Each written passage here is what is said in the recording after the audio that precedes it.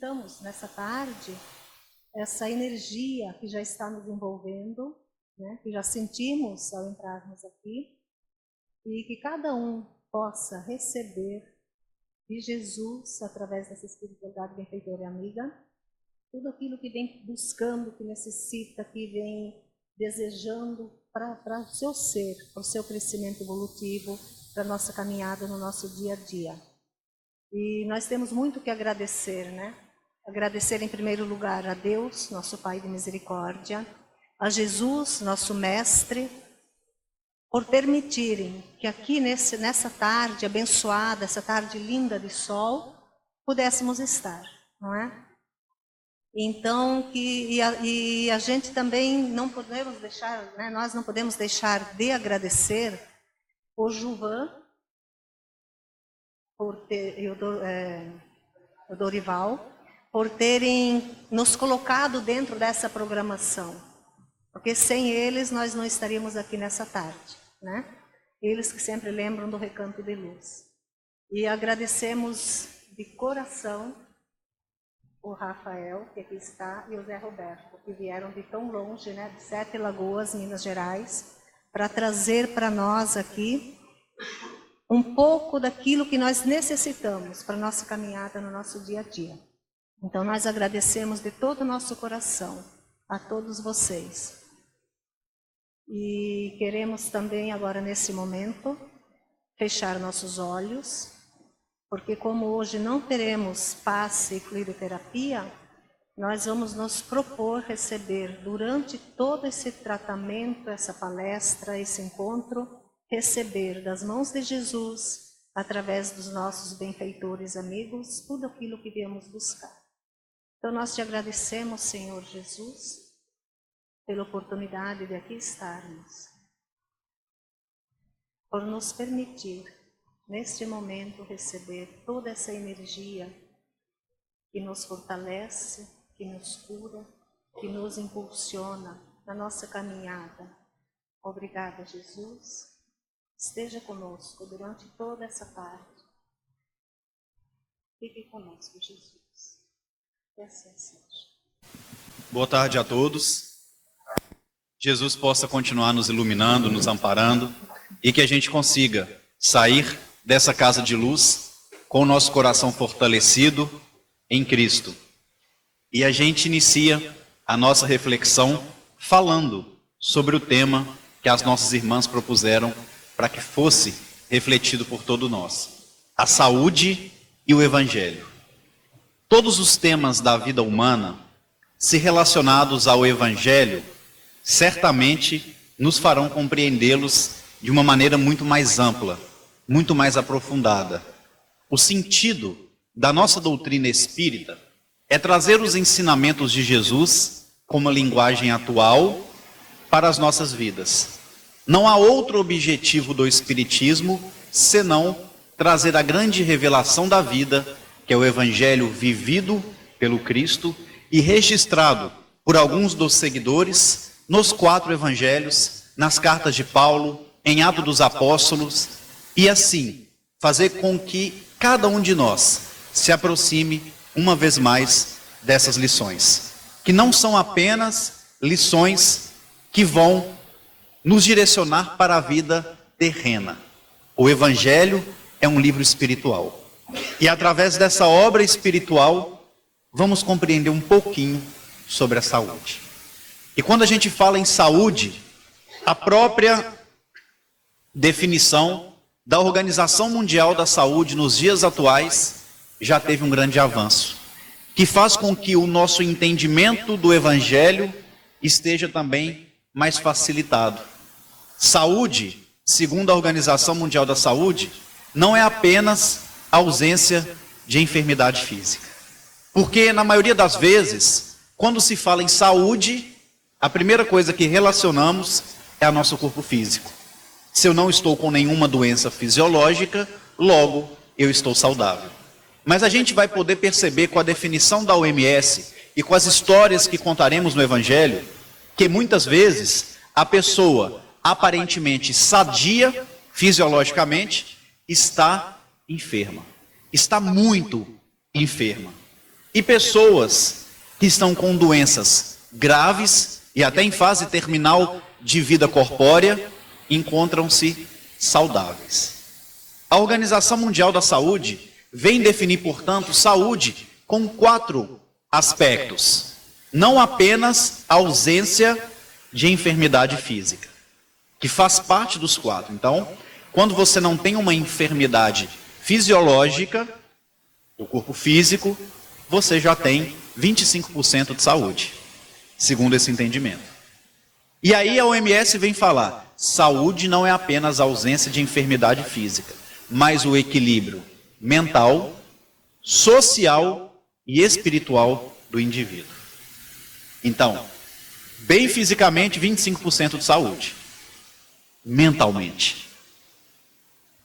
E aí a gente lembra de Allan Kardec nos falando que um atributo do espírito é a inteligência. O que vai diferenciar nós de outros seres que animam a vida, que fazem parte do reino animal, por exemplo, é a capacidade de raciocinar. Mediunicamente falando, para vocês terem uma ideia, sabiam que nós temos uma glândulazinha chamada glândula pineal, que é muito falada no meio espírita? Sabia que o reino animal também tem aquela glândula? E ela é tida como a glândula da vida espiritual. Ela é como se fosse um imã. Eu penso algo em relação ao meu irmão José Roberto. Eu vou emitir ondas eletromagnéticas que vai ter um rosto. E esse rosto vai depender do meu sentimento. E ele vai captar aquilo ali com a glândula pineal. Por isso que às vezes a gente fica perto de pessoas pessimistas que só fala de doença, que só fala de problema, que só fala mal do outro. A gente sai com a cabeça doendo, incomodado. Às vezes tem 3, 4 pessoas conversando, chega alguém que só quer reclamar da vida, o pessoal dá uma dispersada. Ao mesmo tempo, pessoas de bem com a vida, otimistas, que carregam sempre a fé, a esperança em dias melhores, por mais que esteja passando por problema, todo mundo quer estar perto. É a pessoa chamada carismática. Ela tem um carisma que está todo mundo querendo estar perto, sente-se bem próximo àquela pessoa. Como, por exemplo, o Chico Xavier. As pessoas que visitavam Chico Xavier relatam que estavam todos sentados esperando o Chico chegar. E aí, quando as pessoas percebiam, olhavam para o lado, todo mundo chorando, todo mundo emocionado. Passavam-se 15, 20 segundos, o Chico entrava no ambiente. À medida que ele se aproximava, as pessoas já se emocionavam. Olha o que é o pensamento dele. No bem, com fé, fazia com as pessoas que estavam ao redor. Olha o quanto ele era saudável psicologicamente. Então a gente tem, por exemplo, a glândula pineal, que vai fazer a gente sentir o pensamento uns dos outros, o equilíbrio mental uns dos outros. E a gente tem a inteligência, que vai nos mostrar o tanto que isso é importante e o quão o desequilíbrio mental vai interferir no nosso corpo físico. E essa é a nossa diferença dos animais. O animal tem a glândula pineal, ele sente, ele tem sensibilidades, ele tem instinto. Mas nós começamos a ter sensação e um sentimento. Sentimento que pode ser desenvolvido, segundo Lázaro, no Evangelho segundo o Espiritismo, até chegar no ponto-chave do sentimento, que é o amor. E aí a gente começa a perceber que, por exemplo, as manifestações mediúnicas, elas acontecem através dos pensamentos. Antigamente a gente ainda tinha a impressão, a gente usava termos como fulano incorporou, o espírito tomou ciclano. Fisiologicamente, espiritualmente é impossível 2 corpos ocuparem o mesmo espaço. É tudo através do pensamento. E aí a gente fica imaginando, né? Um papagaio tem glândula pineal como todo animal. E o papagaio tem cordas vocais. Então será que o papagaio vai conseguir receber uma mensagem do além?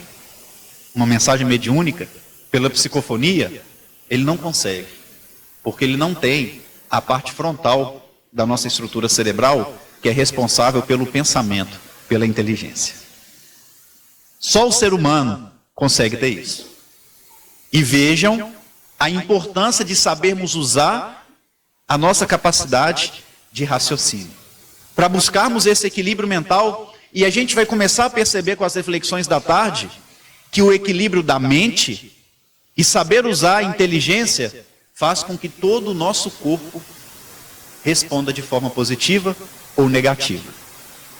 A outra definição da OMS, equilíbrio social. O que é o equilíbrio social? É estarmos convivendo em fraternidade, em harmonia, dentro do lar, no ambiente da casa espírita, nos nossos compromissos profissionais, há aqueles que estudam os compromissos no meio acadêmico, em todos os lugares da vida. Precisamos ser cordiais, e quando nós não estamos bem com a família, com os colegas de trabalho, com as pessoas que nos cercam, também estamos enfermos, segundo a Organização Mundial da Saúde. E muitas vezes, o comportamento nosso social é reflexo do desequilíbrio mental. Quando mentalmente nós não estamos bem, a gente esquece de dar bom dia, boa tarde. A gente acha que o nosso problema, o nosso pensamento é pior do que qualquer outro, de qualquer outra pessoa. Então, às vezes, tem alguém desabafando ali um problema enorme. Eu estou com a cabeça no mundo da lua, porque para mim, o meu problema é maior. A minha dor é maior do que a de todo mundo. E aí a gente começa a perceber o tanto que a inteligência, o equilíbrio mental, interfere no nosso equilíbrio social. E é louvável pessoas que poderiam mentalmente estar desequilibradíssimas por dor, por dificuldade que estão passando, e conseguem assimilar e absorver aquilo bem, e mesmo assim ainda consegue ser cordial. Quando a gente pega uma gripe, uma dengue, a gente já não tem paciência com as pessoas que estão conosco, dentro da nossa casa. A gente já começa a dar resposta mais ríspida. Quando a gente tem que ficar uma semana internado no hospital para fazer exames, uma pequena cirurgia, a gente já muda completamente o nosso comportamento, tratando mal, por exemplo, os enfermeiros, os médicos. Então, o desequilíbrio mental, a falta de entendimento do processo da dor, das nossas dificuldades, reflete no nosso comportamento uns com os outros. E olha a última definição da OMS: equilíbrio espiritual. Equilíbrio espiritual, que passaram a considerar a partir do final da década de 90. E o que é estar espiritualizado? É ir no centro espírita? Certamente não. O ser espiritualizado é aquele que se transforma de dentro para fora. Então não é espírita, não é católico. Pode ter um ateu espiritualizado. E como que a gente consegue nos transformar de dentro para fora? Mudando a forma de pensar e de agirmos com os outros. Buscando esse equilíbrio mental e social o tempo inteiro.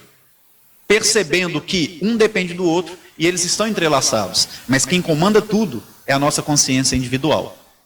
E às vezes somos levados pela consciência coletiva. Basta a gente ver a publicação de uma notícia ruim, uma notícia desagradável, e já vem aquela onda de pessimismo. E um vai passando esse pessimismo para o outro. E a gente é conectado ao que é negativo.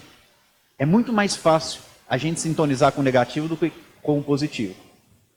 Crie um jornal, um periódico, chamado Boa Notícia, e crie um chamado Má Notícia. Um jornal que vai trazer só tragédia e outro só notícia boa. Qual vai vender mais? Porque nós ainda temos uma facilidade maior de sintonizar com o que não é bom. Mas o espírita não é melhor que nenhum outro, mas o espírita precisa ter consciência de que ele tem o atributo do pensamento, conforme Kardec fala.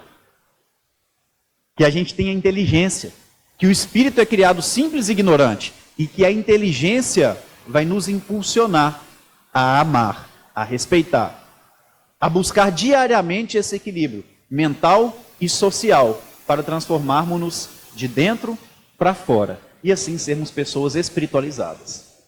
Por isso que eu iniciei a fala falando, a pessoa pode estar em fase terminal, mas se ela tiver o equilíbrio mental, se ela tiver aceitação, se ela for uma pessoa resignada, não deixar isso respingar nas suas relações sociais, ela já está se transformando de dentro para fora. Então ela está 75% saudável. Ela está só 25% enferma. E às vezes, nós, que fisiologicamente estamos bem, a gente vive desequilibrado mentalmente. A gente vive tendo discussões de pequenas situações, picuinhas, com aqueles que convivem conosco. E aí a gente não está transformando de dentro para fora. Portanto, não estamos espiritualizados. A gente anda 75% enfermo. Percebem como que a ciência precisa caminhar com o Evangelho? Olha que linda a definição da OMS. Olha o quanto a gente refletiu em cima do que Kardec falou sobre o espírito, que é criado simples e ignorante, e que na sua jornada evolutiva, a inteligência vai ser o que vai impulsionar. E o qual é importante usarmos bem a nossa inteligência para estarmos relacionando bem e transformando de dentro para fora. E agora a gente vai entrar no Evangelho. E aí a gente vai refletir em algumas passagens, e vocês vão perceber que o Evangelho é tão lindo, que uma passagem justifica e explica a outra. Duas passagens que talvez não tenham nada a ver, mas nós vamos perceber posturas diferentes para a gente trazer ao nosso dia a dia. A primeira delas, quando Jesus vai ressuscitar um homem chamado Lázaro. Não sei se vocês já ouviram essa passagem. Conhecem? Jesus amava Lázaro, Marta e Maria, segundo o evangelista João, no capítulo 10. Quando Cristo passa por Betânia, cidade que os três moravam. E aí Jesus sai de Betânia, e João vem falar que o Cristo anda por 2 dias depois que ele saiu de Betânia. E chega numa aldeia para pregar o evangelho. E aí a gente então entende que o Cristo estava a 2 dias de caminhada daquela cidade. Guardem isso para a gente entender lá na frente o porquê que esses detalhes são importantes. E aí o que acontece? Marta e Maria percebem que Lázaro adoeceu gravemente. O que elas fazem? Alguém lembra? O que vocês fariam? Conhecia, frequentava a sua casa. E aí um parente ficou doente. Jesus. O que vocês iam fazer? Chamar o homem, né? E hoje em dia a gente faz isso. E olha só, o que todo mundo respondeu? Mando chamar Jesus. Ninguém falou assim, eu ia atrás de Jesus. A gente manda alguém fazer isso por nós. Aposto que muitos de vocês que vieram aqui hoje, ou que já vieram outras vezes, já ouviram alguém falar, você está indo lá na casa espírita? Reza para mim. Põe meu nome lá. E às vezes, fisiologicamente, a pessoa tem condição de vir. Então é o mandar chamar Jesus. A fé de não sei quem é boa, reza para mim, sua oração é boa. Gente, eu não estou falando que a gente não tem que rezar uns para os outros. Mas às vezes a gente realmente quer melhorar de qualquer dificuldade, nós temos que buscar. Como dizem. E olha só, era irmão delas, gravemente enfermo. Fala Lucas no capítulo 11. Estava enfermo gravemente. Irmão. Mandaram chamar. E olha que interessante. Eles vão chamar a pedido de Marta e Maria. E quando chega lá, Jesus fala assim, beleza, mas eu não vou agora não. E às vezes é assim na vida da gente. Quando a gente terceiriza as responsabilidades que são nossas, a resposta demora a chegar. Não vem no nosso tempo, não. E aí a gente fica chateado. Porque ou coisa difícil é esperar o tempo de Deus. É saber esperar. É saber ser paciente. A gente quer que a natureza dê saltos. A gente nem começou a preparar a terra para semear e já quer morder o fruto. E ele manda chamar Jesus. Jesus demora 2 dias para sair de onde ele estava. Para sair da onde ele estava. E não eram mais 2 dias de caminhada? Por isso que o Evangelho fala que ele demora 4 dias para chegar. Então ele não foi de imediato. Olha como que a resposta, quando nós terceirizamos, ela não deixa de vir, porque o Cristo ama cada um de nós e nos reconhece pelo nome. Mas talvez não vai ser da forma que esperávamos. E vejam mais, quando ele chega em Betânia, as irmãs falam com ele, Lázaro morreu, e se você estivesse aqui, isso não teria acontecido. Elas cobram de Jesus, tira satisfação com ele. E às vezes a gente é assim também. Eu tenho pedido tanto, o tanto que eu tenho orado, o tanto que eu tenho feito por meu filho, e ele não tem jeito, ele está nesse caminho. Ah, mas meu pai está enfermo gravamente, eu tenho pedido, tenho orado, feito cirurgia espiritual e nada adianta. Gente, poderia estar pior. Se a gente está achando que a resposta não chegou, ela chegou. Poderia estar muito pior. Muito pior. E a gente reclama sempre que as coisas não estão acontecendo. Tudo acontece conforme o nosso merecimento. Se não é a resposta que esperávamos, vão ter uma postura diferente. O que está errado é a nossa postura e não a resposta. Porque as respostas da vida vêm de acordo com as nossas atitudes. É lei da vida, ação e reação, causa e efeito. E aí Jesus escuta as irmãs falando isso, você tinha que estar aqui porque ele morreu. E fala com elas o seguinte, vocês acreditam na ressurreição? Olha que linda a pergunta de Jesus. Elas estavam reclamando que o irmão havia morrido. E ele pergunta, vocês acreditam na imortalidade? Vocês acreditam que a pessoa pode viver mesmo morrendo? E aí ele vem trazer uma conversa espiritual, porque assim era o Evangelho. E olha a resposta que as irmãs dão a Jesus. Acredito que no dia da ressurreição dos justos, Lázaro há de renascer. Então vejam bem a resposta dela. No dia, era naquele momento? Era com aquela personalidade que estava ali? No dia da ressurreição dos justos, Lázaro há de renascer e viver novamente. E Jesus estava do lado. Às vezes a gente acha que nós precisamos muito de ir na casa espírita para resolver o nosso problema. Precisamos vir, precisamos da casa espírita. Aqui é uma grande escola para a nossa vida espiritual. Mas às vezes a nossa casa, dependendo da nossa fé, a gente resolve muita coisa. Por que será que a casa espírita tem esse ambiente gostoso? Tranquilo, sereno. Porque todo mundo aqui está em oração. Todo mundo vem com um propósito de melhorar. Ninguém terceirizou aqui o chamado, todo mundo veio. Isso já é muito positivo. Isso que faz o clima estar assim. Por que a gente não tem esse clima em casa, muitas vezes? Porque dificilmente a gente está em oração nos nossos lares. Dificilmente a gente acredita que o Cristo pode estar presente em nossos lares. E aí a gente faz igual Marta e Maria. Ah, em outro dia, em outro lugar as coisas podem melhorar. Eu posso alcançar essa graça. Eu posso ser curada, meu irmão pode melhorar, meu pai, meu filho. Aí sabe o que Jesus responde para ela? Eu sou a ressurreição e a vida. Aquele que crê em mim, ainda que estiver morto, viverá. Eu estou aqui. Não é em outro momento. Não é com outra personalidade. Em outro lugar. Eu sou a ressurreição e a vida. E aquele que crê em mim, ainda que estiver morto, viverá. Olha que maravilha. E certamente elas assustaram. E a história nos narra que ele realmente cura Lázaro. Mas o Espiritismo, que é uma doutrina científica e exata, vem nos falar que ele não tinha morrido fisiologicamente. Porque Jesus não veio destruir a lei.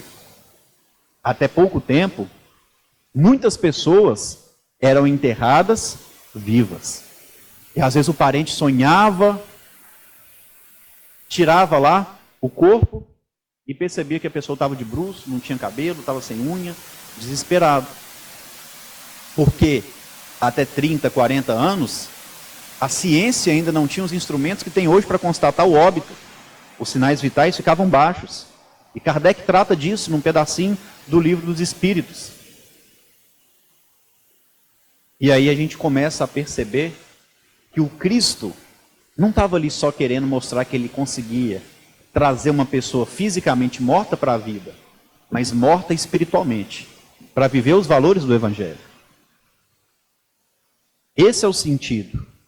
Ele não vai lá e carrega Lázaro no colo. Ele manda Lázaro sair, movimenta. Você está morto espiritualmente. Você está precisando caminhar. Você está precisando se movimentar, andar.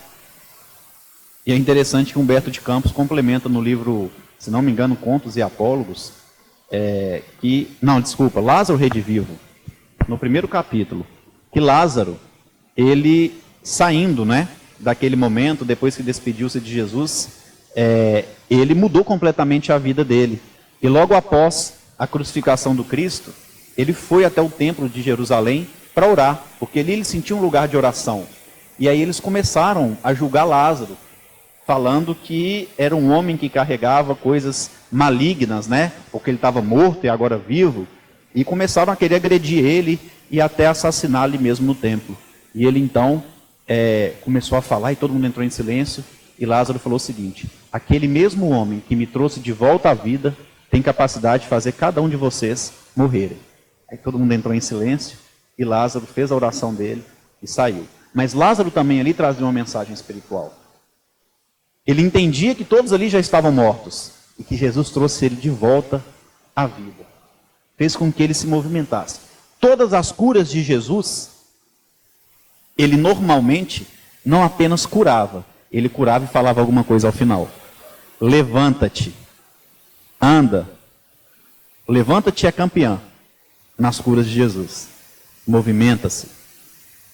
E ali a palavrinha levanta-te certamente representava orientações que Jesus dava àquelas pessoas, mas que eles não tinham espaço, não tinham papel nos evangelhos para registrar tudo. Era difícil escrever naquela época. Era uma palavrinha que significava muita coisa. Eram símbolos que precisavam ser decifrados. Conseguir um papel, você tinha que curar um papiro, uma árvore, que demorava tempo para ter um pergaminho, ou então tinha que sacrificar um animal vivo, que custava caro. O morto era amaldiçoado, para pegar a pele dele e fazer também ali um pergaminho. Então uma palavrinha, levanta-te, certamente Jesus orientava as pessoas a ter uma postura diferente. A começar a movimentar-se enquanto espíritos imortais. E nessa passagem de Lázaro, a gente percebe que Jesus deu várias lições, não apenas a Marta e Maria, mas a todos nós, que precisamos movimentar. E temos que parar de terceirizar a responsabilidade e de encontrar o Cristo. E aí nós temos outra passagem que vai exemplificar o contrário. Lembre-se, Marta, Maria e Lázaro era da cozinha de Jesus. Aliás, Jesus era da cozinha deles. Eram muito próximos. Conhecia a lei, os profetas e também o evangelho. E olha a postura que eles tiveram. Às vezes nós somos muito Marta, Maria e Lázaro. E a gente tem uma outra passagem muito bonita quando Jesus sai do Monte das Oliveiras, que está registrado no capítulo 8 de Mateus. Ele acaba de curar um leproso, estava indo para a casa de Pedro para curar a sogra de Pedro, e no meio do caminho vem um centurião romano. O que era o centurião romano? Era um homem que trabalhava para César, no exército de Roma, e que tinha centenas de soldados a seu dispor. E aí a gente já começa a imaginar, era um homem de autoridade, era um homem que tinha moral, e Roma dominava aquela região pela força. E aí um homem que poderia até prender Jesus, porque tinha autoridade para isso, chega e chama ele de mestre, para começo de conversa, já se colocando abaixo do Cristo. Ou seja, para a gente conseguir qualquer coisa com Jesus em nossas vidas, o primeiro passo e a primeira postura nossa é de humildade, é de simplicidade. E ali ele estava numa atitude de simplicidade. O servo do centurião. A cura do servo desse centurião. E o centurião com muita humildade. Porque ele não tinha nenhuma obrigação de estar ali pedindo Jesus um favor para o seu servo. Conforme os costumes da época, um senhor ia andar longe atrás de um nazareno, um homem que vivia com pessoas da Galileia, que caminhava descalço, que não tinha nem casa, um homem do povo, e já chega chamando ele de mestre, de senhor, fazendo esse favor para um escravo dele. E ele então chega para Jesus, aproxima-se do Cristo e fala que um servo dele estava violentamente atormentado. Ele disse o seguinte: o meu servo jaz em casa, violentamente atormentado. Isso também é muito profundo.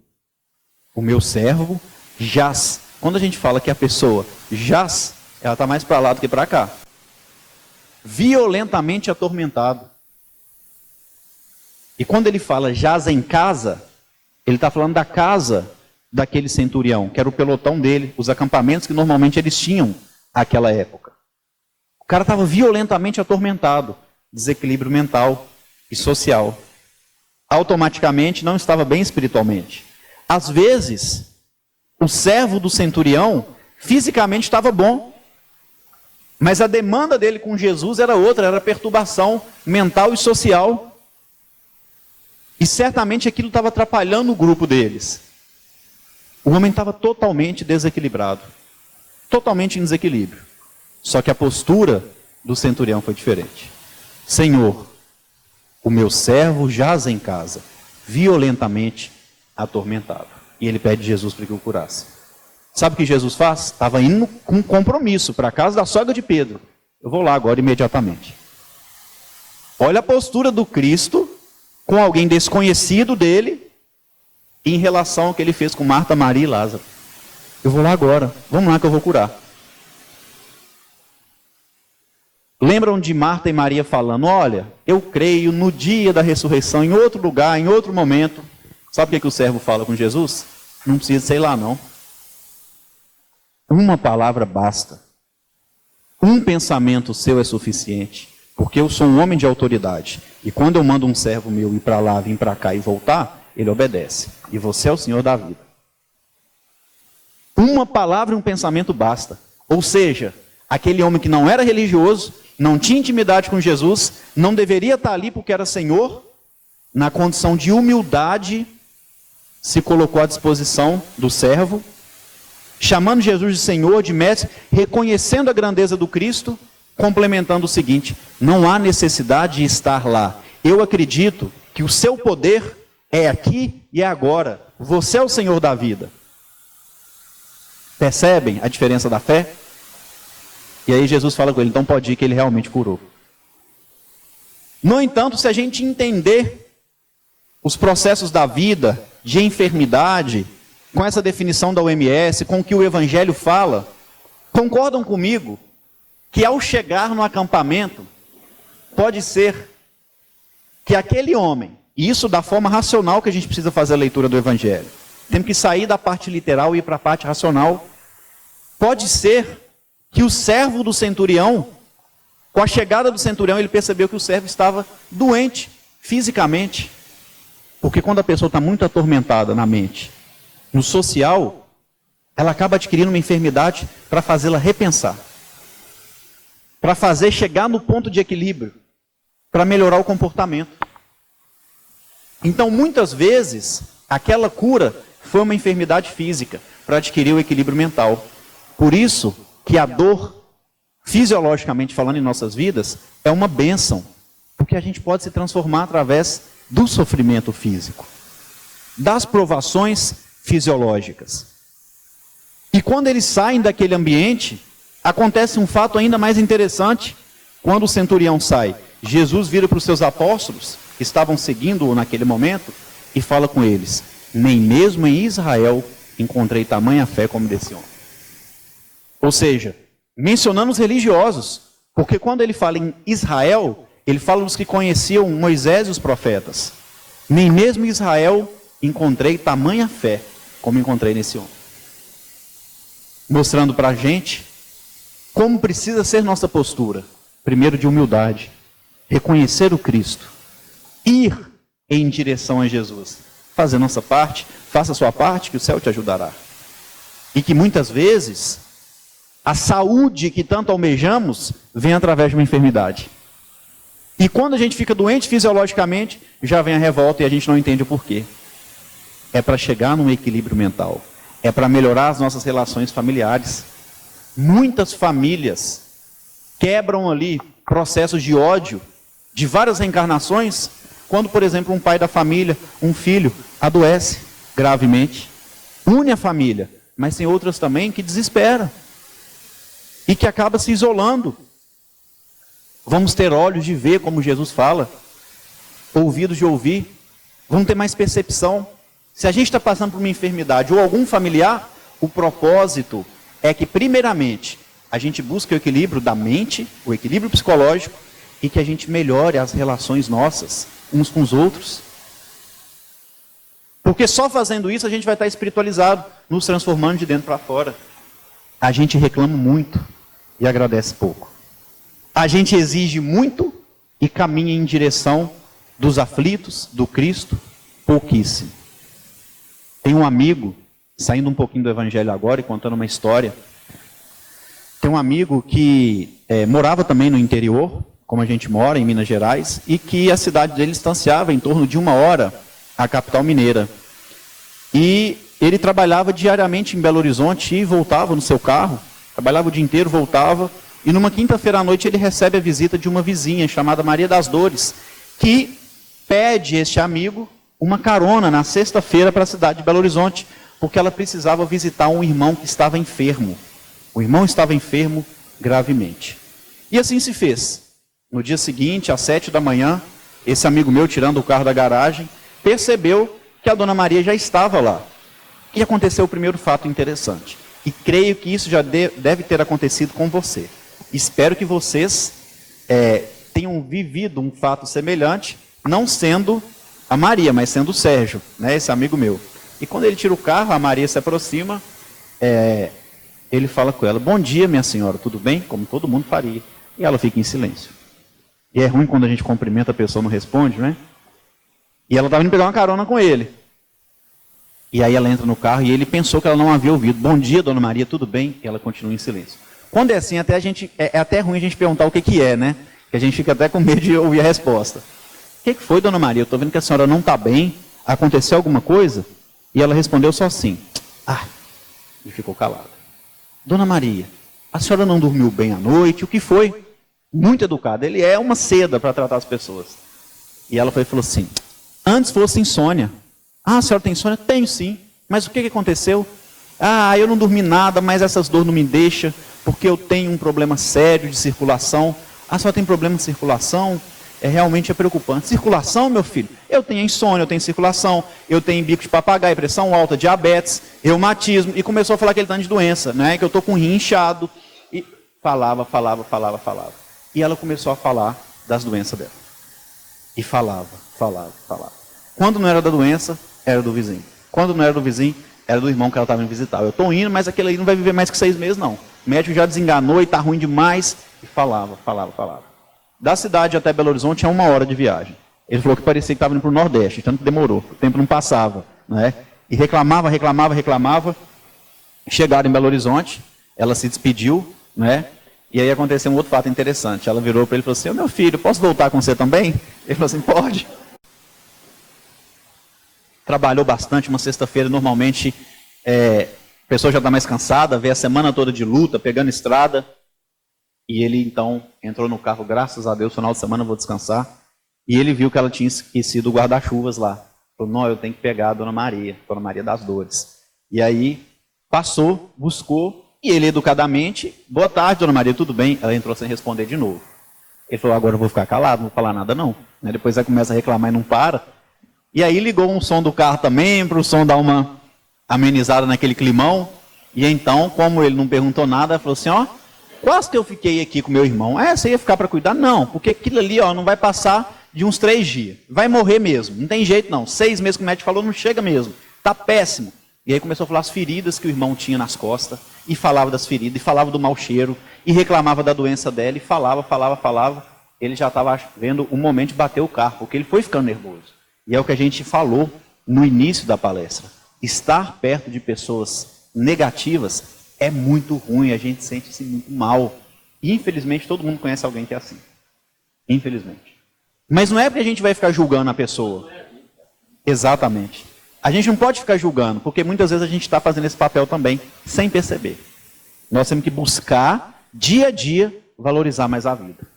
E aí, com muito custo, Belo Horizonte, um congestionamento ao final do dia, ainda mais sexta-feira, com muito custo, depois de 1 hora eles chegam na estrada. Ele falou: Rafael, eu corri como nunca havia corrido na vida.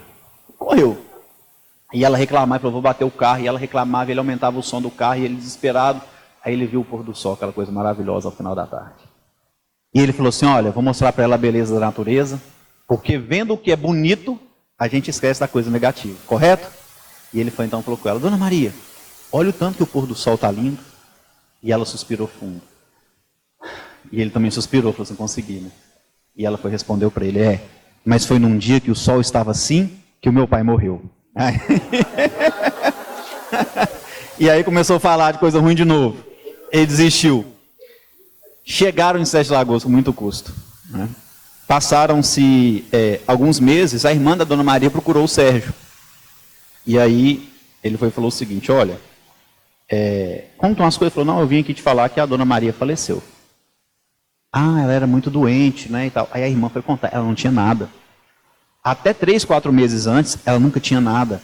E aí o exame não dava nada, ela ia no médico e falava, eu estou com isso. O exame não dava nada, ela trocava de médico. E ela não aceitava que não dava nada. E ela queria fazer exame para achar alguma coisa. E aí quando descobriu uma enfermidade, um câncer, ela já não tinha tratamento e desencarnou muito rápido.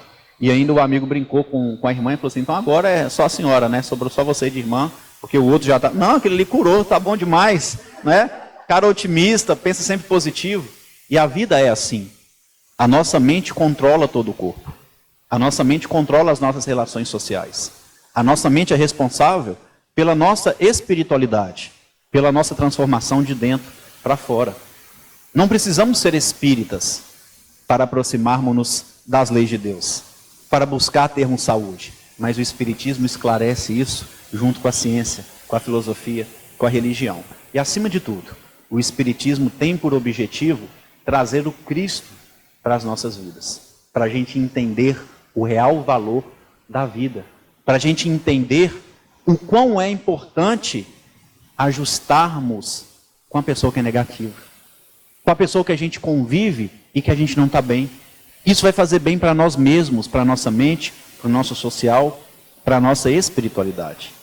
Nós precisamos entender a vida muito além dessa existência. Somos espíritas e a gente vive assim, enxergando só as coisas desse mundo.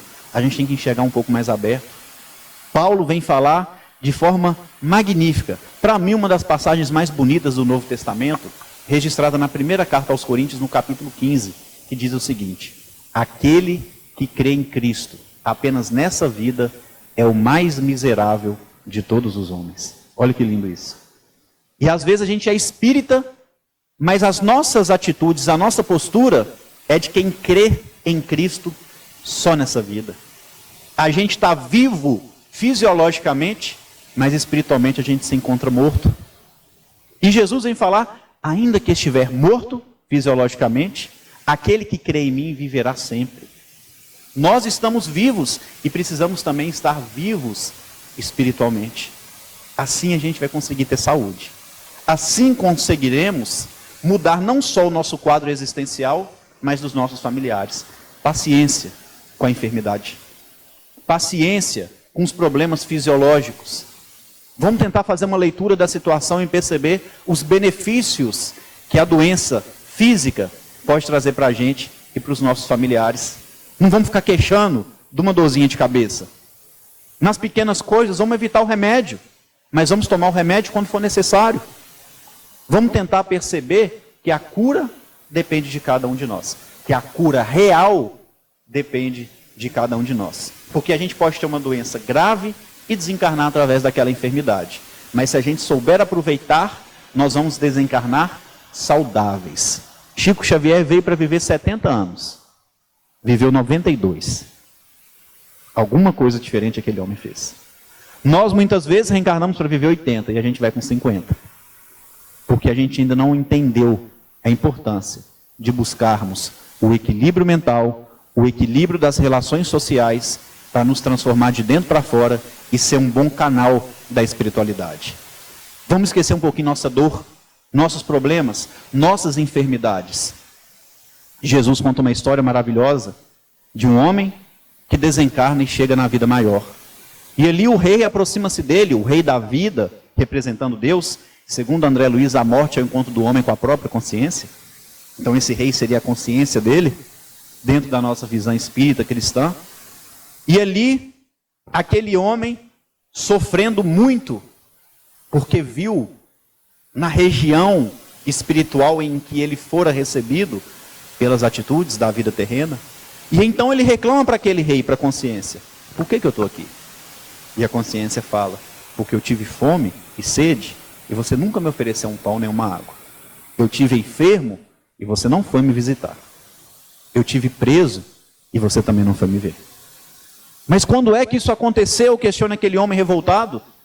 Todas as vezes que você deixou de fazer isso a um desses pequeninos. Todas as vezes que a gente deixa de fazer algo em benefício dessas pessoas que sofrem muito e não conhecem o Cristo como nós conhecemos, a gente está construindo um futuro de dor, de lágrimas, e segundo o próprio Cristo no Evangelho, de lágrimas e ranger de dentes, de muito sofrimento, de muita dificuldade. E ao mesmo tempo ele relata a vida daquele que chega e fica surpreendido com aquele plano da vida que estavam recebendo, de tão belo era o lugar, de tanta sensação de paz, e ele ficou sem entender o que eu fiz para merecer isso.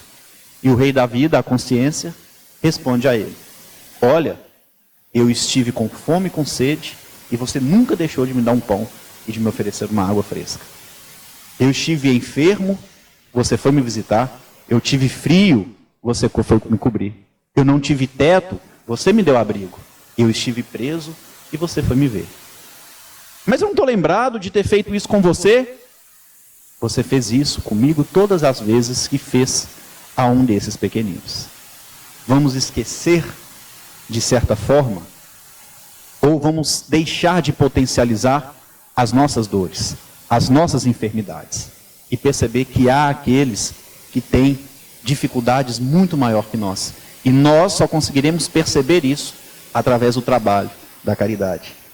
E a verdadeira caridade não é aquela convencional, não é dar do nosso supérfluo, mas fazer muito mais que isso. É passar pelo constrangimento de uma revista numa cadeia pública para visitar um desconhecido. Paulo aos Hebreus escreve: visite os presos como se estivesse preso com eles. É ir no hospital municipal ou no hospital da cidade e limpar o vomito de uma pessoa que está ali na maca e que não tem um parente para trocar uma fralda. É segurar a mão daquele que está dando o último suspiro na vida terrena e não tem ninguém para fazer uma oração e colocar a mão no peito dele, para que ele tenha um alívio através do nosso magnetismo naqueles últimos instantes da transição. É oferecer para fazer uma oração uma família que está velando um ente amado. É sair do nosso comodismo e perceber que a dor, a lágrima e as trevas estão por toda parte, mas nós conhecemos Jesus. Conhecereis a verdade e a verdade vos libertará. Mas se a gente não coloca em prática, essa frase muda. Conhecereis a verdade e a verdade vos incomodará. E se a gente não faz, incomoda, porque nós muito temos recebido e a gente muito precisa servir o nosso próximo.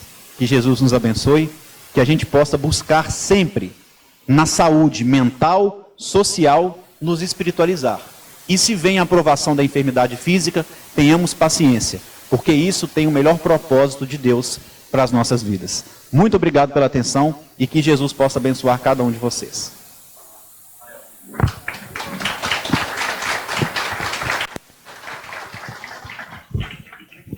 Aqui, pessoal, queria só dar um recadinho rápido. A gente tem esse livro aqui, Parábolas de Jesus à Luz da Doutrina Espírita, e a gente tem que tentar entender mesmo, decifrar esses símbolos do Novo Testamento. O Espiritismo vem para isso. E esse livro tem uma causa muito nobre, que é para ajudar os nossos amigos da Rede Boa Nova, que são amigos que trabalham como o nosso irmão Jovão, Dorival, que é transmitindo palestras gratuitas na internet, através desses canais. E hoje, muitas dessas palestras são cobradas. E para eles conseguirem manter esse trabalho, o Rafael, meu xará, o Rafael Papa, ele organizou essa obra e ele convidou alguns oradores, escritores do movimento espírita para que cada um escolhesse uma parábola. A maioria delas a gente não tem explicação no Evangelho segundo o Espiritismo, nas obras espíritas, e a gente ali, com o entendimento espírita, escrevesse. Então eu fui uma das pessoas que escreveu o livro. Ao meu lado teve também o André Moreira, que também é de Belo Horizonte, é de Minas, o Arthur Valadares, o Haroldo Dutra Dias, Raul Teixeira. Então é um livro maravilhoso que vale muito a pena quem tiver a oportunidade de adquirir, não é? Porque é um entendimento a mais sobre o Evangelho que o Espiritismo nos oferece. Muita paz a todos e mais uma vez obrigado pela atenção.